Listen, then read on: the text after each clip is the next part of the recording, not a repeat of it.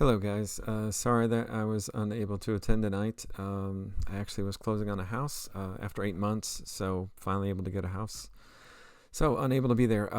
Let me go through what I was going to show you tonight and just an update on the scoreboards. These would be the scoreboards for Field 2. I know that maybe last time I talked about a scoreboard with a speaker, which would go on the top of the scoreboard, but it was a crazy, insane amount of money to have that speaker. So as far as the audio on that field, we would have to explore other options. I know that I believe it was soccer that asked about that. So we'll have to do something else. So here are the options as far as the scoreboard. And option one is basically to replace the scoreboard as it currently looks. So try to get the teal color as best as we can. So if we were to replace that, we're looking at nearly $7,500. Option 4 to the right here, you'll see that once you kind of changed the home and guest to where you can actually type in the home and visiting team, it does up the cost quite a bit, nearly $3,000.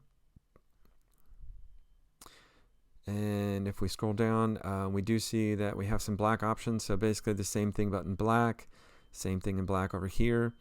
And probably will go black because of the other scoreboards currently, football, softball, and baseball all being black. For consistency, we're looking to do black.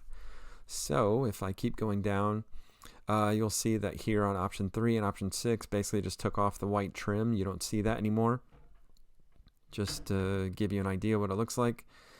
Now, as we go down to option 7 and 10 and 8, 9, 10, 11, and so on, you'll see that we start adding, in this case, like an arch to the top. We probably, when add an arch, you can add a rectangular piece at the top of different sizes. But once again, for consistency, we probably would stick with an arch at the top. Now, if you look at option 10, you'll start to see that you have the square underneath. You can use that for advertising. Of course, you can use it to put logos, team logos, various items on there, text, whatever you want. But the thought would be to put advertising there possibly. And upon looking into that, you may or may not have noticed on some of our current scoreboards, football, for example, basically down below, they have it broken up into 8 different squares, and 3 of the 8 squares currently are not being used for advertising. So that made me wonder, are we losing out on potential money? So I asked about that, and I had to reach out to someone at the board, and we're currently working on that. So the answer to that will then play into what we do with this. So whether we decide to not do advertising and just pay for it, or if we decide that we are going to do advertising. So as of right now, probably the front runner would be option 10, which is right here, to do option 10, and to either do advertising on the bottom or not. If we didn't do advertising, I would not include this here. Up top would basically be something along the lines of Mustangs, home of the Mustangs, something along those lines with the Mustang. Or I don't necessarily want to put, obviously, soccer field, lacrosse field, field hockey field. To list all of them would get quite wordy, but probably would stick with something of home of the Mustangs or Mustang, something score related. So option 10 would be a front runner right now. And option 9 is kind of what it looks like if we did not do the advertising down below and just stuck with this setup and home of the Mustangs or something up top. So that was the first item that I wanted to share with you as far as an update on the scoreboards for Field 2, so you can kind of see what it is, what they look like, what the costs are, and kind of where we're at.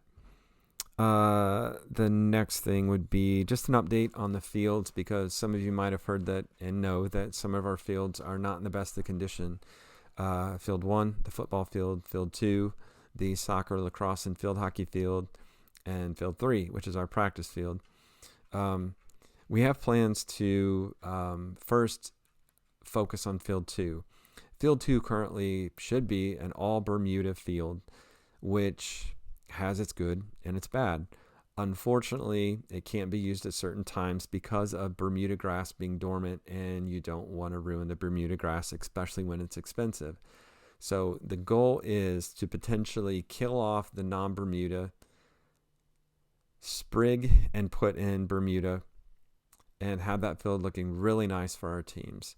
So downside, costs a lot of money. Downside, the teams would have to be off of it for a while in June and July. And we would have to monitor that, of course, in the spring again. So there's good and bad to it. But right now, we are wanting to focus on Field 2 to get that going. So that's Field 2 status. We'll do what we can, of course, on Field 3 and Field 1 to get those ready for football. And, of course, our practice field to be in good condition for teams that are practicing. Update on the tennis courts. Tennis courts are moving forward, and I've seen renditions of what it's going to look like. It looks like the colors that it probably would be a gray and a bluish color. Of course, we would try to get teal of some variety, our school color, but that's not an option. So it's a form of blue and gray that is the current front runner for the colors. Also, it looks like as of now, no lights. That would be ideal. If anybody has a big chunk of change in their pocket and wants to throw it out now, then we could maybe get lights going, but no lights, and probably obviously no like permanent structure for toilets and things of that nature down there. But at least a new field, court would be a good start. Next would be batting cages. Batting cages are rolling forward. Even though, once again, it appears nothing's being done, there is a process that they have to follow. They have to post it so that companies can bid, and then they will get going on that. So obviously probably not this season, but it is a go. It's moving forward. So batting cages should be coming hopefully soon. And the last thing that I wanted to speak to was a recent meeting I had with BSN Sports.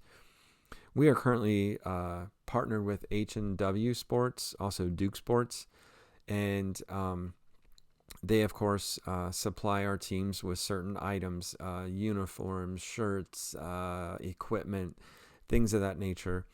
We haven't determined yet whether we're going to stick with H&W or go with BSN, but a recent meeting with BSN brought up some things that I thought I would maybe bring to your attention.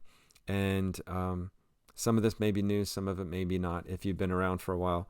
But the possibility of online stores for our teams, also for the Boosters Club, which may help you guys, might make your lives easier as far as having to sell inventory, get inventory, find someone to sell inventory. If it can all be done online and you get the money back for really not doing, minimal work, maybe that's something that you want to explore.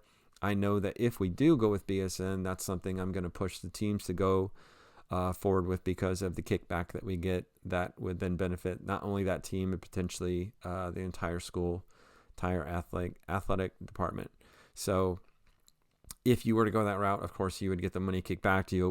You wouldn't lose that money. We would work it out somehow, but it's just in the early stages, and I wanted to share that with you. So I think that's all I have. Once again, sorry I could not attend tonight due to the fact of closing on a house. And that's all I got. I hope to be at the next meeting. Shoot me an email if you have questions. Everyone have a good night.